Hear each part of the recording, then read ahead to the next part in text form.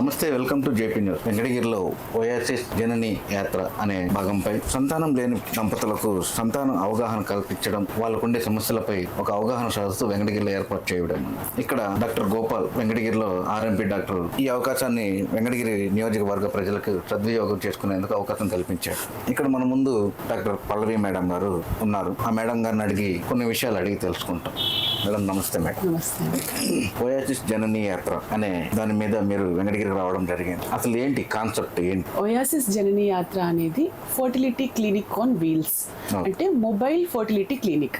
ఇందులో మనం ఫర్టిలిటీకి సంబంధించిన స్టాఫ్, అంటే డాక్టర్ నేను పల్లవి టపాల, కన్సల్టెంట్ ఓయాసిస్ ఫర్టిలిటీ, నాతో పాటు మా team staff nurses, receptionist, admin, manager, so వీళ్ళందరూ అలాంగ్ విత్ కౌన్సిలర్ మేము ఒక టీమ్గా చేరి ఈ బస్ ద్వారా సుదూర ప్రాంతాలంటే గ్రామీణ ప్రజలకు మన ఫర్టిలిటీ అవేర్నెస్ అనేది క్రియేట్ చేయడానికి మనం ముందుకొచ్చాం. సో ఫర్టిలిటీ సెంటర్స్ లేని కొన్ని ప్రదేశాలని సెలెక్ట్ చేసుకొని, అంటే ఎక్కడైతే మనకు వీలు ఉండదో కపుల్స్కి ఫర్టిలిటీ సెంటర్ని రీచ్ అవ్వడానికి, అలాంటి ప్లేసెస్ని మనం టార్గెట్ చేసి అక్కడ ప్రజల్ని మీట్ అయ్యి వాళ్ళ యొక్క ప్రాబ్లమ్స్ తెలుసుకొని వాళ్ళకి సొల్యూషన్స్ అనేది ఇవ్వబడుతుంది. ఇప్పుడు మీరు ప్రతి ఒక్క దగ్గరికి మీరు జర్నీ చేస్తున్నారు అంటే మీ సర్వే ప్రకారం కొంచెం ఎంచుకొని ఆ ప్రదేశాలకు లేని ఫెసిలిటీస్ ప్రదేశానికి వెళ్తారా, లేదంటే మీ టీం ద్వారా తెలుసుకొని ప్రతి ఒక్క దగ్గరికి అందుబాటులో ఉండేటట్టు వెళ్తారా? ప్రస్తుతానికి మా టీం వర్క్ చేస్తారు. జనని యాత్ర అనేది స్టార్ట్ అవ్వక ముందు ఒక 1.5 month ముందే వాళ్ళు ఒక సర్వే నిర్వహిస్తారు. సో అందులో ఎక్కడ ఎక్కువ శాతం ప్రజలు సఫర్ అవుతున్నారు, మనకి ఎక్కడ ఎక్కువ లోడ్ ఉంది, పేషెంట్స్ కి ఇబ్బంది ఉంది, ఎక్కడైతే రీచబిలిటీ లేదు, ఫర్ ఎగ్జాంపుల్ వెంకటగిరి లాంటి ప్రదేశాలకి వీళ్ళు ఫర్టిలిటీ సమస్యలకు వెళ్ళాలి అంటే తిరుపతికి రావాలి లేదా నెల్లూరుకి వెళ్ళాలి. యాజ్ సచ్ వీళ్ళకి ఇక్కడ అవైలబిలిటీ లేదు. సో అందుకని వెంకటగిరి సెలెక్ట్ చేసుకున్నాం. నెక్స్ట్ మండే కదిరికి వెళ్తున్నాం. కదిరి కూడా అంతే. సో వాళ్ళకి అవైలబిలిటీ లేదు, ఫర్టిలిటీ అప్రోచ్ అనేది లేదనమాట. సో ఇలాంటి ప్లేసెస్ ని ముందే సర్వే చేసి మనం సెలెక్ట్ చేసుకుని అలాంటి ప్లేసెస్ కి వెళ్తున్నాం. అంటే మేడం ఇది ఒక తెలుగు రాష్ట్రాల్లోనే ఉందా, లేకుంటే ఇంకెక్కడైనా కూడా వ్యాప్తి నుంచి సుదీర్ఘంగా 16 సంవత్సరాల నుంచి ప్రయాణం స్టార్ట్ చేశారని తెలిసింది, ఇంకెక్కడెక్కడ కూడా ఉంది? యాక్చువల్గా ఇది పాన్ ఇండియా ప్రోగ్రామ్. లాస్ట్ ఇయరే స్టార్ట్ చేశారు ఓయాసిస్ జర్నీ యాత్ర. ఫస్ట్ ఆంధ్రాలో స్టార్ట్ అయింది, అక్కడి నుంచి తమిళనాడు, బెంగళూరు, సో మహారాష్ట్ర, అన్ని ప్లేసెస్ కవర్ చేసుకుని ఓయాసిస్ ఫర్టిలిటీ సెంటర్స్ ఉన్న దగ్గర ఉన్న మనకు 35 సెంటర్స్ ఉన్నాయి. దాని దగ్గరలో కన్సల్టెంట్స్ కి వీలుగా వెళ్ళడానికి దగ్గరగా ఉన్న సరౌండింగ్స్ అన్నిటిని సెలెక్ట్ చేసుకుని కవర్ చేస్తున్నారు. ఇది సెకండ్ విజిట్ మళ్ళీ ఆంధ్రాకి రావటం. అండ్ ఆల్రెడీ మనకు ఒంగోలు, విజయవాడ, గుంటూరు కవర్ చేసుకుని తిరుపతికి వచ్చారు. అన్ని రాష్ట్రాల్లోనూ కొంచెం వ్యాప్తించుకుంటూ పోతుంది. అంటే మేడం మీ దగ్గరకు వచ్చే పేషెంట్లు పిల్లలు లేకుండా చాలా బాధపడుతూ, అంటే మీకు ఆ ఫీలింగ్ కూడా తెలుస్తుంది, పిల్లలు లేరనే బాధ చాలా మందికి ఉంటుంది. వచ్చిన వాళ్ళకి మీరు ఫస్ట్ ఎలా వాళ్ళకి సజెషన్స్ ఇస్తారు, వాళ్ళు ఏం అడుగుతారు మీరు అసలు? ఓకే, భారతదేశంలో మనకు రైట్ నౌ ఫర్టిలిటీ పరంగా మనం ప్రాబ్లం చూస్తే ప్రతి 6 members లో ఒకరికి ఈ ప్రాబ్లం ఉంది. ఇది WHO సర్వే ప్రకారం తెలిసింది. వరల్డ్ వైడ్ కూడా ఇదే రేషియోలో ఉంది.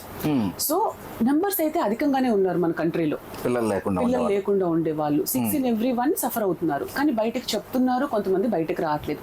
మోస్ట్ ఆఫ్ దెమ్ మన పర్టికులర్ గా తెలుగు రాష్ట్రాల్లో చూసినట్లయితే అపోహల వల్ల బయటకు రాకపోవడము, లేదా సోషల్ ప్రాబ్లమ్స్ అంటే ఇన్సెక్యూరిటీ వల్ల బయట వాళ్ళు ఏమనుకుంటారు అనుకుని బయటకు రాలేకపోతున్నారు.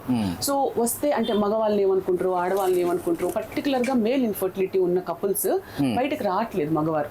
సో ఈ ఫర్టిలిటీ క్యాంప్ ముఖ్య ఉద్దేశం కపుల్స్ మన దగ్గరకు వచ్చినప్పుడు అసలు ఫస్ట్ వాళ్ళ దాంపత్య జీవితం ఎలా ఉంది అన్న దగ్గర నుంచి స్టార్ట్ చేస్తాం మనం ఇన్ఫర్మేషన్ గ్యాదరింగ్. సో అక్కడే స్టార్ట్ అవుతుంది ఫర్టిలిటీ ప్రాబ్లమ్ సొల్యూషన్ అనేది. సో అక్కడ నుంచి మనం డీటెయిల్డ్ హిస్టరీ తీసుకుని ఆ తర్వాత వాళ్ళకి ఎలాంటి టెస్ట్ అనేది అవసరమో, ఫర్ ఎగ్జాంపుల్ ఒక బేసిక్ సెమెన్ అనాలిసిస్ చేస్తే వీర్య కణాలు ఎన్ని ఉన్నాయనే తెలుస్తుంది. ఇది చేసుకోవడానికి మొహమాటం ఫీల్ అవుతారు, నామోషి ఫీల్ అవుతారు, చాలా మంది రారు. సో మనం ఇక్కడ మోటివేట్ చేస్తాం పేషెంట్ ని. సెమెన్ అనాలిసిస్ అనేది చాలా ఇంపార్టెంట్. హస్బెండ్స్ కి కూడా ఈక్వల్ ఇంపార్టెన్స్ ఉంటుంది, ఇన్ఫర్టిలిటీలో ఈక్వల్ ప్రాబ్లం ఉండే ఛాన్స్ ఉంటుంది, ఆడవారికే కాదు అని. అండ్ వైఫ్ కి కూడా ఒక బేసిక్ స్కాన్ అనేది చేయాల్సి ఉంటుంది. అంటే మేడం దీన్ని బట్టి ఏదన్నా మగవారికి వయసు ఎక్కువ ఉండడం కానీ, ఆడవారికి తక్కువ వయసు ఉండడం కానీ, ప్లస్ మగవారు లావుగా ఉండడం కానీ, ఆడవారికి సన్నగా ఉండడం, ఈ డిఫరెన్స్ లో ఉన్న కణాలు తక్కువగా ఉండి పిల్లలు పుట్టకుండా ఉండే అవకాశాలు ఏమైనా ఉంటాయి? ఉంటాయా? డెఫినెట్ గా ఏజ్ రిలేటెడ్ గా ఎఫెక్ట్ ఆడవాళ్ళలో ఎంత ఉంటుందో మగవాళ్ళలో కూడా అంతే ఉంటుంది. సో వయసు పెరిగే కొద్దీ కణాలు అనేవి తగ్గుతాయి, ఆడవారికైనా మగవారికైనా జర్మ్ సెల్స్ తగ్గుతాయి. యూజువల్ గా ఆడవారికి అయితే 35 దాటిన తర్వాత మనం చూస్తూ ఉంటాం ఈ కౌంట్ తగ్గడం అనేది. కానీ ఇటీవల కాలంలో చూసినట్లయితే చాలా రీజన్స్ వల్ల, స్ట్రెస్ అనో, పొల్యూషన్ అనో, కెరియర్ ప్లానింగ్ వల్లనో కౌంట్ అనేది 30s లో కూడా తగ్గడం అనేది స్టార్ట్ అవుతుంది ఆడవాళ్ళలోకి. సో అందరికీ జనరల్ గా ఒక AMH అంటారు, అంటే యాంటీ ములేరియన్ హార్మోన్ అనేది. మన ఎగ్ రిజర్వ్ ఎంత ఉంది బాడీలో అనేది ఈ యొక్క హార్మోన్ తెలుపుతుంది. సో ఈ టెస్ట్ ని అందుకే మనం క్యాంప్ లో ఇంక్లూడ్ చేస్తాం అన్నమాట. ఈ టెస్ట్ చేస్తే ఎవరికి ఎంత తక్కువ ఉంది అన్న విషయం మనకు తెలుస్తుంది ఆడవాళ్ళకి. ఈ కౌంటింగ్ ఇప్పుడు 30 ఏజ్ కల్లా వాళ్ళకి కూడా ఇప్పుడు ఆ ప్రాబ్లం స్టార్ట్ అవుతుంది అని అంటున్నారు. సపోజ్ ఇప్పుడు అంటే సాఫ్ట్వేర్ క్యాండిడేట్ గా ఉండే వాళ్ళు, ఎక్కువగా ల్యాప్టాప్ ముందు కూర్చునే వాళ్ళు, కంప్యూటర్స్ ముందు కూర్చునే వాళ్ళు, అలాంటి వాళ్ళకి ఎక్కువ వస్తుందా? ఫర్టిలిటీ ప్రాబ్లమ్స్ లో AMH తక్కువ ఉండడం అనేది చాలా రీజన్స్ వల్ల మనకు తగ్గుతూ వస్తుంది. మెయిన్ గా మీరు అన్నట్టు సాఫ్ట్వేర్ కంపెనీస్ లో ఉన్న వాళ్ళకి most of the times stress అనేది చాలా అధికంగా ఉంటుంది కంపేర్డ్ టు అదర్ ఫీల్డ్స్. వాళ్ళకి ఇచ్చిన టార్గెట్స్ వల్ల కానీ, వాళ్ళు ఉంటున్న ఎన్విరాన్మెంట్ కూడా కంప్లీట్ క్లోజ్డ్ రూమ్స్ లో ఉంటారు. వైటమిన్ D అనేది కంప్లీట్ గా వాళ్ళకి అవైలబుల్ ఉండదు. And most of the times junk food కి అలవాటు పడి ఉంటారు. జనరల్ గా వాళ్ళకి టైం కి ఫుడ్ అనేది ఇంట్లో దొరకకపోవడం వల్ల, సిటీస్ లో ఉండడం వల్ల, వాళ్ళు బయట తినడం వల్ల most of the times food habits, sleep, stress and indoor లోనే ఎక్కువ ఉండడము, ఫిజికల్ యాక్టివిటీ, ఎక్సర్సైజ్ బాగా తగ్గిపోయింది, అవుట్డోర్ ప్లేస్ తగ్గిపోయాయి. సో దీని వల్ల మనకు పర్టికులర్ గా సాఫ్ట్వేర్ లో కొంచెం తగ్గే అవకాశము క్లియర్ గా కనిపిస్తుంది. అండ్ ఒబిసిటీ అనేది ఒక సపరేట్ ఫ్యాక్టర్. ఇర్రెస్పెక్టివ్ ఆఫ్ మన ఏ జాబ్ అనేది పక్కన పెడితే అందరికీ ఒబిసిటీ అనేది ఈ మధ్య కాలంలో చాలా ఎక్కువ చూస్తున్నాం. సో ఒబిసిటీ ఉంటే డెఫినెట్ గా స్పర్మ్ కానీ ఎగ్ కానీ క్వాలిటీ అనేది తక్కువ ఉంటుంది. ఫస్ట్ మీరు ఏ పరీక్షలు పరీక్షిస్తారు అసలు? ఫస్ట్ ఆడవాళ్ళకైతే స్కానింగ్ చేస్తాం. స్కానింగ్ చేసినప్పుడు అందులో మన గర్భసంచి సైజ్ ఎట్లా ఉంది, అందులో ఏమైనా గడ్డలు కణుపులు ఉన్నాయని తెలుస్తుంది. అండ్ ఓవరీస్ చెక్ చేస్తాం. ఓవరీస్ లో మనకి ఎగ్ కౌంట్ ఎలా ఉన్నదని బేసిక్ అవగాహన వస్తుంది స్కాన్ లో. మగవాళ్ళకి వీర్య కణాల పరీక్ష చేస్తాం. సో కణాలు కౌంట్ ఎలా ఉంది, అందులో కదలికలు చాలా ఇంపార్టెంట్. కదలికలు ఉన్న కణాలే మనకు ఉపయోగపడతాయి. సో కదలికలు అనేవి చెక్ చేస్తాం. ఈ రెండు కాకుండా ఆడవాళ్ళలో మనకు ఒకవేళ స్కాన్ లో ఎగ్ కౌంట్ ఏదన్నా కొంచెం తక్కువ ఉన్నట్టు అనిపిస్తే AMH అనే టెస్ట్ మనం చేస్తాం. సో ఈ మూడు ఈ క్యాంప్ ద్వారా ఫ్రీగానే నిర్వహించబడతాయి. తక్కువగా ఉన్నాయి అనుకోండి, అలాంటి వాటికి ట్రీట్మెంట్ మీ దగ్గర నుంచి ఎలా ఉంటుంది? డిపెండ్స్ అండి. అంటే వైఫ్ కి తక్కువ ఉందా, హస్బెండ్ కి తక్కువ ఉందా, లేదా ఇద్దరికి తక్కువ ఉన్నాయా అన్న దాన్ని బట్టి ఉంటుంది. ట్రీట్మెంట్ ఆప్షన్ స్టార్ట్ చేసినట్లయితే 3 types ఆఫ్ ట్రీట్మెంట్ ఆప్షన్స్ ఉంటాయి యూజువల్ గా. ఒకటి నేచురల్ ట్రై అన్నమాట. అందులో మనం ఎగ్ పెరగడానికి మాత్రం మాత్రలు ఇస్తాము. మాత్రలు ఇచ్చిన తర్వాత భార్యాభర్త నేచురల్ గానే ట్రై చేయొచ్చు. ఇది బేసిక్ ట్రీట్మెంట్. ఇది యూజువల్ గా మ్యారేజ్ అయిన కొత్తల్లో, లైక్ ఒక 2-3 years ఎంగేజ్ మ్యారేజ్, అన్ని ఫ్యాక్టర్స్ బాగున్న వాళ్ళకి చెప్తాం. నెక్స్ట్ ట్రీట్మెంట్ IUI అంటారు. ఇది వచ్చి next level of treatment. Intrauterine insemination అంటారు. ఇందులో మనకు కౌంట్స్ అనేవి బాగుంటే హస్బెండ్ కి, వైఫ్ ట్యూబ్స్ ఎగ్స్ బాగుంటే IUI చేసుకోవచ్చు. ఒకవేళ మనకు కౌంట్ బాగా ఇబ్బందిగా ఉన్న హస్బెండ్ కి కానీ వైఫ్ కి కానీ, లేదా ఫెలోపియన్ ట్యూబ్స్ లో బాగా బ్లాక్స్ ఉన్నాయి బోత్ సైడ్స్ అనుకుంటే మనం next level of treatment IVF అనేది సజెస్ట్ చేస్తాం. గర్భసంచి చిన్నదిగా ఉన్నా కూడా పిల్లలు పుట్టరు అని చెప్పేసి కొంతమంది డాక్టర్లు అలా అంటుంటారు. అది ఎంతవరకు నిజం అంటారు? అవును, గర్భసంచికి ఒక పర్టికులర్ సైజ్ అనేది ఉంటుంది. గర్భసంచి పర్టికులర్ సైజ్ మన కరెక్ట్ సైజ్ లో ఉంటేనే ప్రెగ్నెన్సీ అనేది మనకు పూర్తిగా నెలలు నిండే వరకు క్యారీ చేయగలుగుతారు. గర్భసంచి స్మాల్ గా ఉన్న వాళ్ళకి, స్మాల్ యూట్రస్ కానీ, షార్ట్ సర్విక్స్ కానీ ఉన్న వాళ్ళకి ఏమవుతుందంటే తొందరగా ప్రెగ్నెన్సీ రావడం అనేది కొంచెం కష్టతరమైన విషయం. అండ్ ఆల్సో మిస్క్యారేజెస్ అయ్యేదానికి ఛాన్సెస్ బాగా ఎక్కువ ఉంటాయి. అంటే నెలలు నిండక ముందే డెలివరీ అవ్వడం కానీ, లేకపోతే ప్రెగ్నెన్సీ లాసెస్ అవ్వడం కానీ మోస్ట్ కామన్ గా చూస్తూ ఉంటాం. అంటే మేడం ఇప్పుడు పిల్లలు కలగలేదు అనే బాధతో ఉన్న వాళ్ళకి కూడా చాలామంది ఇబ్బందిగానే ఫీల్ అవుతుంటారు. వాళ్ళు తీసుకోవాల్సిన ఫస్ట్ స్టెప్ జాగ్రత్తలు ఎలా మీరు సూచనలు ఇస్తారు వాళ్ళకి? ఓకే, ఫస్ట్ అందరికీను లైఫ్ స్టైల్ చేంజెస్ చెప్తానండి నేను. లైఫ్ స్టైల్లో ఏంటంటే ఖచ్చితంగా మనము రోజులో 8 hours నిద్ర అనేది కంపల్సరీ ప్రతి ఒక్కరికి. సో ఈ 8 hours మినిమం నిద్రపోవాలి night times. And screen time బాగా తగ్గించాలి. స్క్రీన్ టైం వల్ల ఏంటి అంటే నిద్ర అనేది డిస్టర్బ్ అయిపోతుంది. మొబైల్స్, ల్యాప్టాప్స్, టీవీస్, అన్ని రకాల స్క్రీన్స్ వల్ల మనకు పర్టికులర్ గా ఈవినింగ్స్ చూసే స్క్రీన్స్ వల్ల మన బాడీలో మెలటోనిన్, నిద్రకు సంబంధించిన హార్మోన్స్ అనేవి అబ్నార్మల్ అయిపోతాయి. సో నిద్ర పట్టదు. అక్కడ నుంచి హార్మోనల్ ఇంబ్యాలెన్స్ స్టార్ట్ అయిపోతుంది. సో ఫస్ట్ స్లీప్, తర్వాత daily exercise, minimum 1/2 hour to 45 minutes physical గా యాక్టివ్ గా ఉండాలి. ఉమెన్ కానీ మెన్ కానీ both of them. Most of the times ఇప్పుడు మనం ఎక్కువ సిట్టింగ్ జాబ్స్, డెస్క్ జాబ్స్ చూస్తున్నాం కాబట్టి ఫిజికల్ యాక్టివిటీ బాగా తగ్గిపోయింది. సో ఇది అండ్ దాంతోపాటు డైట్లో మనకి ఇప్పుడు ఈ కాలంలో చూసినట్టయితే చాలా వరకు ఇన్స్టాగ్రామ్లో, యూట్యూబ్లో చాలా మంది న్యూట్రిషనిస్ట్ క్లియర్గా ఫ్రీగానే మనకి అడ్వైసెస్ ఇస్తూ ఉంటారు. ఇప్పుడు ఎక్కువగా ఇదైపోతున్నాం అని చెప్పి చాలా మంది ముందుకు వస్తున్నారు మనకు అవగాహన పెంచడానికి. సో అలా ఫాలో అయ్యి మంచి డైట్ తీసుకుంటే సరిపోతుంది. జంక్ ఫుడ్ పర్టికులర్గా pizzas, burgers, soft drinks, cool drinks ఇవన్నీ అవాయిడ్ చేసుకోవాలి. అవి లేనిదే ఉండరు కదా మేడం ఎవరు, ఉండాలి. అంటే అవి వాటికి ఎక్కువ అలవాటు పడిపోతున్నాము. ఈ జనరేషన్ లో ఉండే వాళ్ళు కూడా ఈవినింగ్ టైం అయినప్పటికీ బయట ఫుడ్ తీసుకోవడం అలాంటి వాటికి. కానీ ఆల్రెడీ మనకు రెవల్యూషన్ స్టార్ట్ అయిందండి, మిల్లెట్ రెవల్యూషన్ అని చెప్పి. మనకు ఆల్రెడీ చాలా మంది మిల్లెట్స్ యొక్క ఇంపార్టెన్స్, రాగి కానీ, జొన్న కానీ, సజ్జ కానీ, వీటి గురించి మన గవర్నమెంట్ నుంచి ఇనిషియేటివ్ స్టార్ట్ అయింది. ప్రజల్లో కూడా ఈ మధ్య చాలా వరకు అవగాహన పెరిగింది. సో స్నాక్స్ తీసుకోవాలి అన్న టైంలో మనము ఎక్కువ ఈ మైదా కానీ, బేసన్ కానీ కాకుండా పర్టికులర్ గా మనం రాగి, జొన్న, సజ్జ, స్ప్రౌట్స్ ఇలాంటివి ఇంక్లూడ్ చేసుకుని, లేకపోతే ఎలాంటి పప్పు దినుసులైనా సరే, చిక్పీ కానీ, గ్రీన్ పీస్ కానీ ఇట్లాంటివి ఉడకబెట్టుకుని చాలా సలాడ్స్, ఫ్రూట్ సలాడ్స్ చేసుకొని తినడం వల్ల మనకు చాలా బెనిఫిట్ ఉంటుంది. మీ ఈ 1 year లో మీకు ఒక అనుభవం అనేది ఏదైనా ఒక చోటు చేసుకోండి, పిల్లలు లేని వాళ్ళు మీ దగ్గరకు వచ్చి పిల్లలు మాకు కలిగారండి అని అలాంటి ఫేస్ చేసినట్టు ఏమన్నా ఉన్నాయి? ఒక 2-3 ఉదాహరణ చెప్పగలుగుతారు? చాలా మంది ఉన్నారు. పర్టికులర్గా చెప్పాలి అంటే ఫస్ట్ ఆఫ్ ఆల్ పేషెంట్స్ మన దగ్గరకు వచ్చినప్పుడే చాలా లేట్ ఏజెస్లో వస్తున్నారండి. అది నేను నోటీస్ చేసింది. అంటే ఏ ఏజ్లో వస్తున్నారు మరి పేషెంట్స్? 40+ వస్తున్నారు రావడం. 40+. Okay. Most of the time marriage late గా అవడం వల్ల 40+ వస్తున్నారా? కొత్తగా లైక్ ఇప్పుడు నాకు రిమోట్ ఏరియాస్ నుంచి వచ్చే పేషెంట్స్ అందరూ యూజువల్ గా హౌస్ వైఫ్స్, ఫార్మర్స్, చిన్న చిన్న జాబ్స్ చేసుకునే కపుల్స్ ఉంటారు. అవగాహన లేక ఫస్ట్ థింగ్, అండ్ ఫైనాన్సెస్ వల్ల హాస్పిటల్స్ కి రీచ్ అవ్వట్లేదు. సో రావడమే మ్యారేజ్ అయిన తర్వాత 10 ఏళ్ళు, 15 ఏళ్ళు, 20 ఏళ్ళ తర్వాత వస్తున్నారు పేషెంట్స్. ఎందుకంటే నేచురల్ గానే ట్రై చేస్తూ ఉండిపోయాము, మాకు తెలియదు అసలు హాస్పిటల్కి రావాలని. మా పెద్దోళ్ళు అలానే ఉన్నారు, మేము అలానే ఉన్నాం. పెద్దవాళ్ళు చెప్తున్నారు అవుతుందిలే అని మూఢనమ్మకాలు, తాయిత్తు కట్టుకోవడం అనో, ఆకులు తినడం అనో, అది తినడం అనో, ఇలానే టైం వేస్ట్ చేస్తున్నారు. సో ఆ 15-20 ఇయర్స్ తర్వాత వస్తే 40+ ఇయర్స్ లో ఎగ్ క్వాలిటీ కానీ, స్పోమ్ క్వాలిటీ కానీ తగ్గుతుంది. దాన్ని మనం ఎన్ని మెడిసిన్స్ పెట్టినా కూడా 25లో ఉన్న టైంకి తీసుకురాలేం. 10 years బ్యాక్ వెళ్ళలేం మనం గ్యామెట్స్ యొక్క క్వాలిటీని. సో నా సైడ్ నుంచి పేషెంట్స్ 1 year ట్రై చేయండి నేచురల్గా. ఒకవేళ ప్రెగ్నెన్సీ రాలేదంటే ఒక బేసిక్ ఎవాల్యుయేషన్, మన ఎగ్ ఎలా ఉంది, మన స్పర్మ్ ఎలా ఉంది, జస్ట్ చెక్ చేసుకోండి. బాగుంటే మళ్ళీ నేచురల్ ట్రై, ఇంకో 1 year 2 years you can try naturally. అక్కడే ఏదన్నా ప్రాబ్లం ఐడెంటిఫై చేసాము, స్పర్మ్ కౌంట్ తక్కువ ఉందనో, ఎగ్ ప్రాబ్లం ఉందనో, వెంటనే ట్రీట్మెంట్ స్టార్ట్ చేయాలి. అప్పుడు చిన్న ట్రీట్మెంట్ మనం అనుకున్నట్టు OITI కానీ, IUI కానీ వీటితోనే ప్రెగ్నెన్సీ వచ్చేదానికి అవకాశం ఉంటుంది. ఎప్పుడైతే 40 దాటుతారో IVF ట్రీట్మెంట్ చెప్పాల్సిన అవకాశం కూడా, మాకు కూడా IVF చెప్పాల్సిన అవసరం ఎక్కువ వస్తుంది. అంటే ఏంది మేడం IVF అంటే టెస్ట్ ట్యూబ్ బేబీ. 40+ దాటిన తర్వాత కౌంట్స్ బాగా తగ్గుతాయి, ఎగ్ కౌంట్, స్పర్మ్ లో క్వాలిటీ తగ్గుతుంది. సో అలాంటప్పుడు నేచురల్ ట్రై IUIలో కన్సీవ్ అయ్యే ఛాన్సెస్ తక్కువ ఉంటాయి. అండ్ ఆ పాయింట్లో వాళ్ళు వెక్స్ అయిపోయి ఉంటారు 10 years 15 years చూసి అప్పుడు మేమైనా టెస్ట్ ట్యూబ్ బేబీ సజెస్ట్ చేయాల్సిన అవసరం ఉంటుందన్నమాట. అలా కాకుండా ఫస్ట్ మ్యారేజ్ అయిన 1 year ట్రై చేసిన తర్వాత ఒక 1.5 year 2 years కల్లా సెంటర్కి వచ్చి ఒక బేసిక్ టెస్ట్ చేసుకుంటే చిన్న చిన్న ట్రీట్మెంట్స్, కొంతమంది బేసిక్ అనీమియా, హీమోగ్లోబిన్ తక్కువ ఉండి కన్సీవ్ అవ్వరు. ఇలా ఒక పేషెంట్ ఉన్నారు, హీమోగ్లోబిన్ తనకు 7 grams ఉంది, చాలా రిమోట్ విలేజ్, చిత్తూరు అవతల ఒక పల్లెటూరు నుంచి వచ్చారు.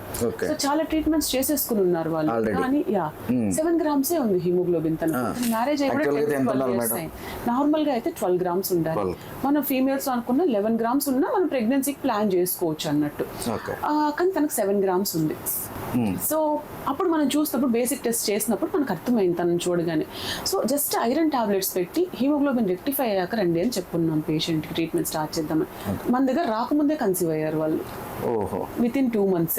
సో రావడం నెక్స్ట్ విజిట్ కి వాళ్ళు 2 months తర్వాత అపాయింట్మెంట్ ఇచ్చినప్పటికీ ప్రెగ్నెన్సీతో వచ్చారు. అంటే మేడం ఇప్పుడు దాకా మీరు చేసిన వాళ్ళు ఎంతమంది ఉంటారు పిల్లలు కలిగించిన వాళ్ళు? ఓయాసిస్ ఫర్టిలిటీ పరంగా మనం చూసినట్లయితే 1,00,000కు పైగా డెలివరీస్ అయ్యి బేబీస్ హెల్దీగా ఉన్నారు. ఈ 16 సంవత్సరాలు అయింది ఓయాసిస్ ఫర్టిలిటీ స్టార్ట్ చేసి. కరెంట్లీ 35 centers ఉన్నాయి పాన్ ఇండియా. సో 1,10,000 బేబీస్ పైగా మన ఫర్టిలిటీ ట్రీట్మెంట్స్ తోనే పుట్టి ఉన్నారు మన ఇండియాలో. సో వీళ్ళంతా మన ట్రీట్మెంట్ తో వచ్చిన హెల్దీ బేబీస్ అన్నమాట. అంటే మీరు ఇచ్చిన సజెషన్స్ తోనే ఎక్కువగా వచ్చిన వాళ్ళలోనే కొంతమందికి అంగవైకల్యంతో కూడా చాలా మంది పిల్లలు పుడతా ఉంటారు. అలా పుట్టడం వల్ల వాళ్ళ జీన్స్లో ప్రాబ్లమా లేకుంటే ఇంకేదన్నా ప్రాబ్లమా? సో ఐవీఎఫ్ వల్ల కానీ ఫర్టిలిటీ ట్రీట్మెంట్స్ వల్ల కానీ అంగవైకల్యం మీద ఇంపాక్ట్ డైరెక్ట్గా ఉండదు. ఏజ్ పరంగా ఉంటుంది. అంటే ఎన్యూప్లాయిడిస్ జెనెటికల్గా ఎంబ్రియో బాగాలేకపోతే అది నేచురల్గా ప్రెగ్నెన్సీ వచ్చినా లేకపోతే ఫర్టిలిటీ ట్రీట్మెంట్ తీసుకున్నా ఎంబ్రియో అదే ఉంటుంది, పిండం అనేది. సో ఆ పిండం ద్వారా వస్తుంది. వయసు పెరిగే కొద్దీ మనకు ప్రాబ్లమాటిక్ బేబీస్ అనేది పెరుగుతారు. అంటే అది మనం ముందే చూసుకోవచ్చు. అంటే మేడం ఇప్పుడు కొత్తగా పెళ్ళైన వాళ్ళకు కూడా అంగవైకల్యంతో కొన్ని అవయవాలకు కొంచెం వంకరగా పుట్టడము, కాలు కొంచెం బెండ్ అవ్వడం, తల కొంచెం చుట్టపోయి ఉండడం, అలాంటి వాళ్ళంతా చాలా మంది పిల్లలు పుడతా ఉంటారు. అంటే దీనివల్ల అట్లా వస్తుంది. అది కొన్నిసార్లు ఫ్యామిలీ హిస్టరీలో ఏదన్నా జెనెటికల్ ప్రాబ్లమ్స్ ఉంటాయి. మనం వాళ్ళ 2-3 జనరేషన్స్ తీసుకున్నామంటే ఏదైనా పర్టికులర్ జీన్స్ వాళ్ళ ఫ్యామిలీలో ఇన్హెరిట్ అవుతూ వస్తూ అంతేగాని వాళ్ళ మమ్మీ డాడీ వాళ్ళ జీన్స్ వల్ల ఇదే పేరెంట్స్ జీన్స్ ఉండొచ్చు, వాళ్ళ తాతల జీన్స్ ఉండొచ్చు, మదర్ సైడ్ ఉండొచ్చు, ఫాదర్ సైడ్ ఉండొచ్చు. సో ఏదన్నా అలా ఇన్హెరిట్ అయ్యే జీన్స్ వల్ల మనకు అంగవైకల్యాలు ఇలాంటివి వచ్చే అవకాశం ఉంటుంది. లేదు పేరెంట్స్ బాగున్నా కూడా కొన్నిసార్లు డీనెవో మ్యుటేషన్స్ అంటారు. అవి పర్టికులర్గా ఒక జనరేషన్ నుంచి ఇంకో జనరేషన్ రాకుండా ఫ్రెష్గా వస్తాయి. పేరెంట్స్ బాగుండొచ్చు కానీ బేబీస్లో ఒక జెనెటిక్ ప్రాబ్లం అనేది బయటపడవచ్చు. అలాంటి డీనెవోవి రావచ్చు. కానీ ఈ కాలంలో ఇవి ముందే ఐడెంటిఫై చేయడానికి మనకు బ్లడ్ టెస్ట్ కానీ స్కాన్స్ కానీ చాలా వరకు ఆధునికంగా సైన్స్ డెవలప్ అవడం వల్ల మనకు ఎన్టీ స్కాన్ కానీ ఎన్ఐపిటి టెస్ట్ కానీ టీఫా స్కాన్ కానీ వీటిని ముందుగానే ఐడెంటిఫై చేసే అవకాశం ఉంది. ఇదివరకు కాలం లాగా డెలివరీ అయ్యాక చూసుకుని మనం ఆశ్చర్యపోవాల్సిన అవసరం లేదు. సో కొంచెం అవేర్నెస్, పేషెంట్స్కి అవేర్నెస్ ఉన్నట్లయితే 3rd మంత్లోనే మనం ఐడెంటిఫై చేసేసుకోవచ్చు ప్రాబ్లమ్స్ని. ఏ ఏజ్లో మ్యారేజ్ చేసుకుంటే వాళ్ళకి ఆ జీన్స్ కరెక్ట్గా ఉంటాయి, అప్పుడు వాళ్ళకి సంతానం కలిగే అవకాశాలు ఎట్లా ఉంటాయి? యూజువల్గా మ్యారేజ్ 25 to 29, 30 ఇయర్స్ వరకు సజెస్ట్ చేస్తామండి. సో ఈ కాలం కెరియర్ రిలేటెడ్గా చాలామంది ఆఫ్టర్ 30సే మ్యారేజ్ చేసుకుంటున్నారు. సో అలా అని కెరియర్ని బ్రేక్ చేయాల్సిన అవసరం లేదు. మ్యారేజ్ 25స్లో చేసుకున్నా కూడా ఇప్పుడు రైట్ నో కరెంట్లీ ఉన్న ఆప్షన్స్లో ఫస్ట్ ప్రెగ్నెన్సీకి కొంచెం ప్రయారిటీ ఇచ్చి ప్లానింగ్ చేసుకుంటే బెటర్ ఆప్షన్. లేదు మేము ఖచ్చితంగా కెరియర్ చూసుకున్న తర్వాతే ముందుకు వెళ్ళాలి అని డిసైడ్ అయిన కపుల్స్ ఎగ్ స్పర్మ్ మనం ముందుగానే ఫ్రీజ్ చేసుకోవచ్చు. పర్టికులర్గా ఎగ్ అనేది అవకాశం ఉంటుందా? పర్టికులర్గా ఎగ్ అనేది ఊసైడ్ క్రయో ప్రిజర్వేషన్ అంటారనమాట. సో వాళ్ళు మేము ఈ 3 ఇయర్స్ వద్దనుకుంటున్నాము లేదా 5 ఇయర్స్ వద్దనుకుంటున్నాము అనుకున్న కపుల్స్లో ముందుగా కొన్ని పరీక్షలు చేసుకుని మనకు ఐవీఎఫ్ లాగానే స్టిమ్యులేషన్ ఉంటుంది. కొద్ది రోజులు ఒక 10-12 రోజులు ఇంజెక్షన్స్ వేసుకుని ఎగ్స్ అనేవి బయటకు తీసుకుంటాం. దాన్ని మనం ఫ్రీజ్ చేసి పెట్టుకుంటాం. Oocyte cryo preservation. అది ఎంతకాలమైనా కూడా అట్లాగే ఉంటుందా? ఎంతకాలమైనా ఉంటుంది. అంటే సపోజ్ పెళ్లి కాని వాళ్ళకి ఎగ్ ఫ్రీజ్ చేసుకుంటాము. మ్యారేజ్ అయిన వాళ్ళకి పిండంని క్రియేట్ చేసి పిండంని ఫ్రీజ్ చేసుకుంటాం. అంటే సపోజ్ ఇప్పుడు మెడిసిన్స్ కంటే ఒక ఎక్స్పైరీ డేట్ అనేది అలాగా ఉంటాయంట కదా, ఈ ఇట్లాగే దీనికి కూడా ఏమైనా ఎక్స్పైరీ అలా ఉండదు. అంటే ప్రిఫరబుల్లీ మనం ఏంటంటే విత్ ఇన్ 5 ఇయర్స్ ప్లాన్ చేసుకుంటే బాగుంటుంది. అంటే ఏజ్ రిలేటెడ్ చేంజెస్ వాళ్ళ గర్భసంచి మీద కూడా ఇంపాక్ట్ ఉంటాయి కాబట్టి మరి 10 ఏళ్ళు 15 ఏళ్ళు తర్వాత వస్తే గర్భసంచి పటుత్వం కూడా వెళ్ళిపోతుంది. సో దాన్ని బట్టి ఒక 30sలో ప్లాన్ చేసుకో, 32, 33, 34 ప్లాన్ చేసుకోవాలనుకున్న వాళ్ళు ముందుగానే వచ్చి ఈ ఎంబ్రియో అనేది ప్రిజర్వ్ చేసేసుకోవచ్చు. మ్యారేజ్ లేట్గా చేసుకోవాలనుకున్న వాళ్ళు ఎగ్ని ప్రిజర్వ్ చేసుకోవచ్చు. దాన్ని ఎత్తి పెట్టుకున్న తర్వాత మనం ఎలెక్టివ్గా ఎప్పుడైనా ఎంబ్రియో ట్రాన్స్ఫర్ చేసుకున్నప్పుడు ఏ ఏజ్లో అయితే మనం ఎగ్ బయటకు తీస్తామో ఆ ఏజ్ యంగ్ ఎగ్ మనకు ఉంటుంది. అంటే మంచి క్వాలిటీ ఎగ్ ఉంటుంది. సో ప్రెగ్నెన్సీ ఛాన్సెస్ బెటర్గా ఉంటాయి. అంటే మేడం ఈ మధ్యకాలంలో మాకు ఈ సోషల్ మీడియాలో కూడా చాలా వైరల్ అయింది. కొంతమంది ఈ ఫండ్స్ కలెక్ట్ చేసుకొని కొంతగా పెట్టుకోవడం, బయట వాళ్ళ దగ్గర నుంచి కలెక్ట్ చేసుకొని పెట్టుకోవడం కాదు, అవి ల్యాక్స్లో అమ్ముకుంటున్నారని కూడా ఒక సోషల్ మీడియాలో బాగా వైరల్ అయింది. మీరు కూడా వినే ఉంటారు. అంటే ఎంతకాలమైనా ఉంటుంది ఆ ఎగ్, ఫ్రీజర్లో పెట్టుకోవచ్చు అని ఇట్లా వీళ్ళు చేస్తున్న వాటిపై దానిపై మీ స్పందన ఏమంటారు? యూజువల్గా మనకు డోనర్ బ్యాంక్స్ నుంచి వస్తారండి. మీరు అన్నట్టు డోనర్ స్పర్మ్ కానీ ఎగ్ కానీ డోనర్ బ్యాంక్ నుంచి తీసుకుని వస్తాము.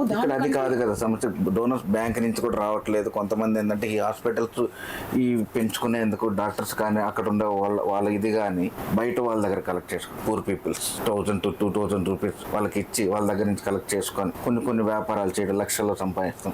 అలాంటి వాటికి మీరు ఎలా, మీ స్పందన ఏంటి అసలు? సో ప్రతి ఒక్కరూ అలా చేస్తారని కాదండి. ఫర్ టైం బీయింగ్ యూజువల్గా గవర్నమెంట్ నార్మ్స్ ప్రకారము ఫర్టిలిటీ సెంటర్ ఉన్న వాళ్ళు సపరేట్గా డోనర్ బ్యాంక్ నుంచే తెచ్చుకుంటాం. ఇప్పుడు మనమైనా డోనర్ బ్యాంక్ నుంచే స్పర్మ్ కానీ ఎంబ్రియోస్ స్టిమ్యులేషన్ డోనర్స్ని కానీ మనము తీసుకొని మనం స్టిమ్యులేట్ చేసుకుంటాం. డోనర్ని స్పర్మ్ మనం తెప్పించుకుంటాం అన్నమాట. సో గవర్నమెంట్ గివెన్ నార్మ్స్ ఉంటాయి.